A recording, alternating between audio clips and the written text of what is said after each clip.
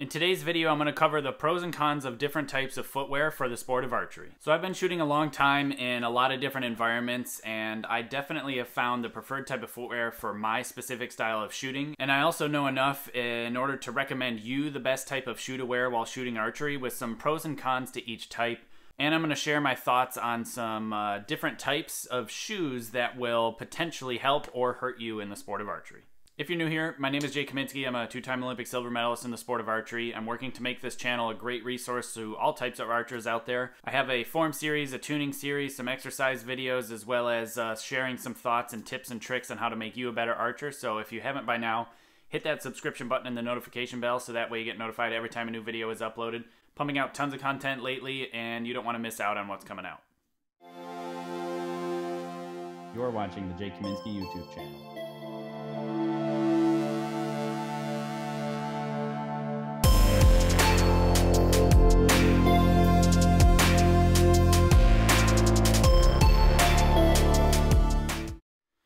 Okay, so footwear, the type of footwear that I recommend for archery. Now, there is always a lot of discussion, a lot of contention, lots of conflicting information out there for the different types of footwear for the sport of archery. So I figured, I better touch on this and give my thoughts and my preferences. Now, the preferences that I give may not work specific to you. However, I'll be able to explain to you why I prefer things the way I do. And then hopefully you can make a better decision when choosing your footwear this season. So the main difference in shoes to really pay attention to for archery is if the heel is raised or not.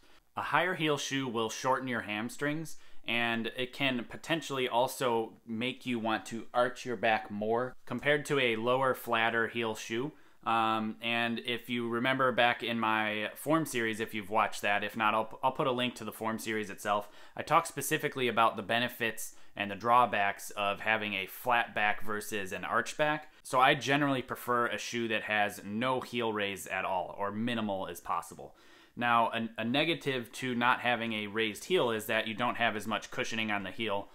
So if you're not used to that, it may take some getting used to. So I have a few different shoe examples here that I'm going to be talking about, and I'll show you some B-roll footage as to the actual shoe itself and some things that are inside of it as I'm talking about it. This type of shoe, I think this is a Nike Air, which is kind of like a skate shoe. And I generally don't really like the skate shoes themselves. I like the minimalist type style of the skate shoe. But as far as performance for this sport of archery, I believe having the smallest, thinnest sole possible to directly connect you to the ground or to the earth, so that way you can grab it and stabilize yourself, especially in the wind, is a major advantage. In this type of shoe, especially a skate shoe, it has a lot of padding around the actual shoe itself. Not only on the tongue and the sides, but the actual platform that the shoe sits on is rather thick and pretty stiff. Like this shoe, I cannot flex at all. Now, some people like the stiff base. Personally, I don't like the stiff base because if I have a little bit of flexibility to it, I can actually grab and grip the ground and stabilize, whereas I'm not just standing on essentially a piece of a 2x4 and trying to stabilize on top of on the 2x4. I'm actually connected directly to the ground. Now, like I said, that's just a personal preference, and I like the style of the minimal skate shoe itself. Some of them can be thinner, or they just use the stylizing of the skate shoe itself, but they don't have the extra padding all over. Now, those I don't necessarily don't like, but they don't support my foot in the ways that I prefer.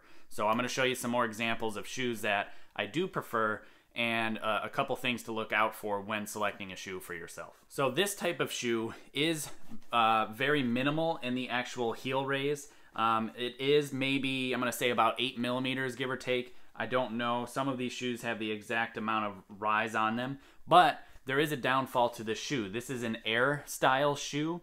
There is not the air pockets in some of the air cushion type shoes that are out there, but the same thing happens in here.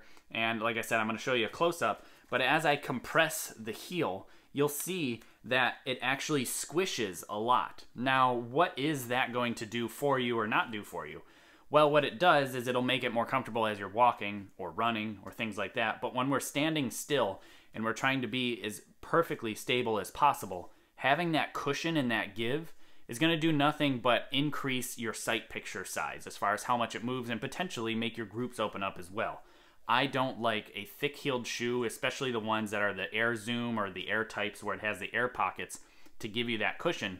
Because if I have cushion going as I'm at full draw, I'm also going to be moving all over the place instead of gripping that ground, as I've said before. Another style of shoe that I do like is something like a Chuck Taylor, a Chuck, you know, the Converse type shoes.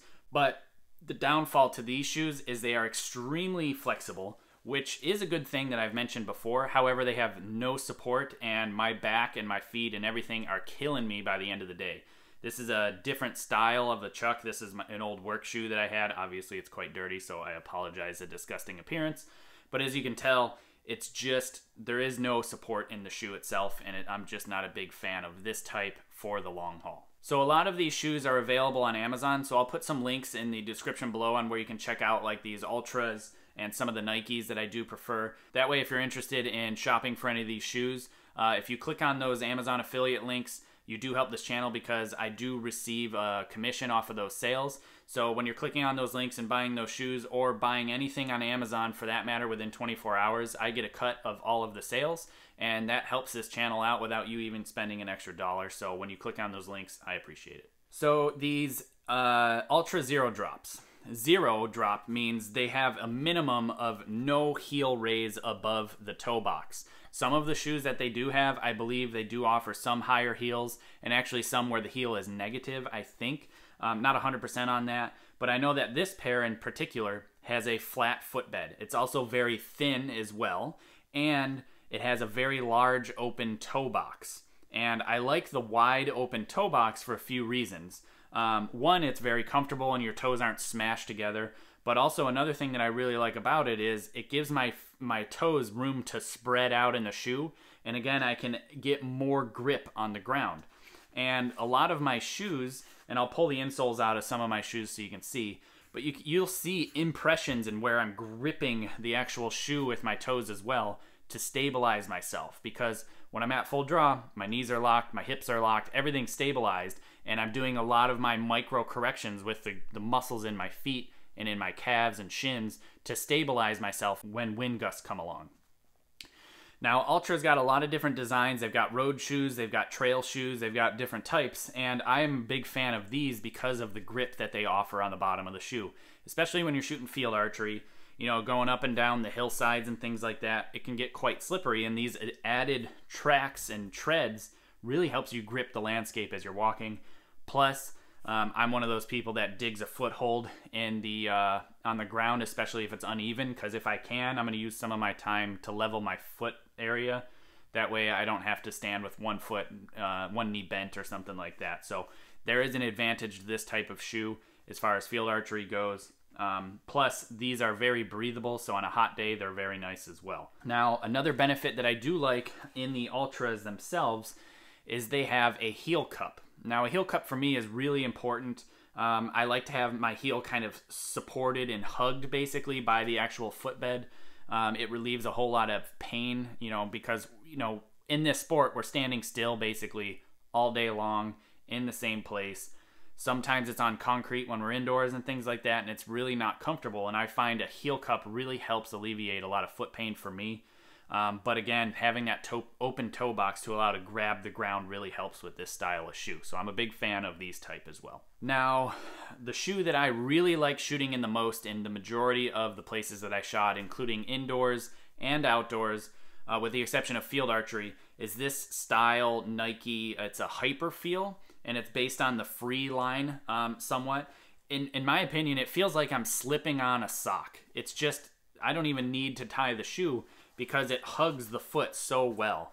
It's very breathable. The toe box is not closed. There's a really extremely nice heel cup, a lot of support in the insole. I have very high arches, so this helps me a lot. And again, it's very, very thin, so I can grip the ground like crazy. And I can show you for sure in the actual footbed itself, and again, I'm going to show you close-ups, you can see the indents on where my toes sit. And then you can also see the really deep heel cup and the high arch in the center. So all of those things I am a large fan of, and I really, really feel that that type of shoe is the best for me. So in general, if you're looking for archery shoes or shoes specific for archery and your shooting, I would choose shoes with the lowest heel rise possible. That helps you become more stable in my mind because of the way that I suggest shooting and the way I suggest standing.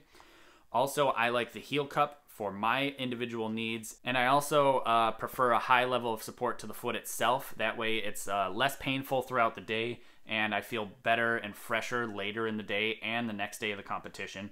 A wider toe box so I can grip the ground, but ultimately a very thin, minimalist style shoe. That way I'm directly connected to the ground, and I can make those micro adjustments when the wind's blowing and I need that extra bit of stability. Thanks for watching, and thank you to my Patreon supporters. If you want to become a Patreon supporter or check out books, apparel, and some seminar info, head to jkaminski.com, and be sure to hit that subscribe button and the notification bell to be notified every time a new video is uploaded. And I appreciate you watching. Thank you again.